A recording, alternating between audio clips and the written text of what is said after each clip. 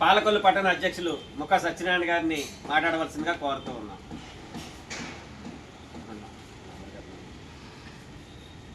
ఇక్కడ ఇచ్చేసిన సోదరి నా తోటి బీసీ సోదరిమణులందరికీ కూడా నా నమస్కారం.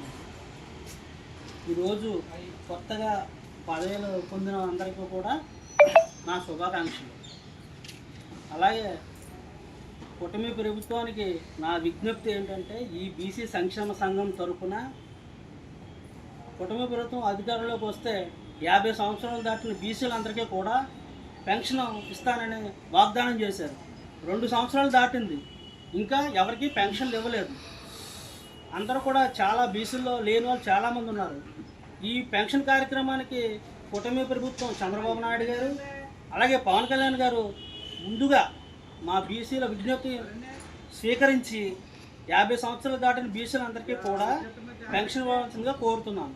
అలాగే 18 సంవత్సరాలు నిండిన ఆడబిడ్డకి 1500 ప్యాకెట్ మనీ ఇస్తానని చెప్పి నారా చంద్రబాబు నాయుడు గారు ఎన్నికలలో ప్రచారం చేశారు.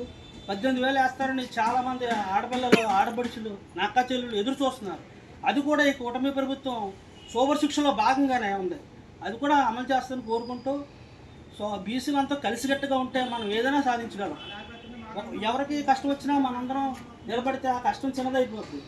బీసీ సోదరులందరికీ నా కృతజ్ఞతలు తెలుపుకుంటూ సెలవు తీసుకుంటాం.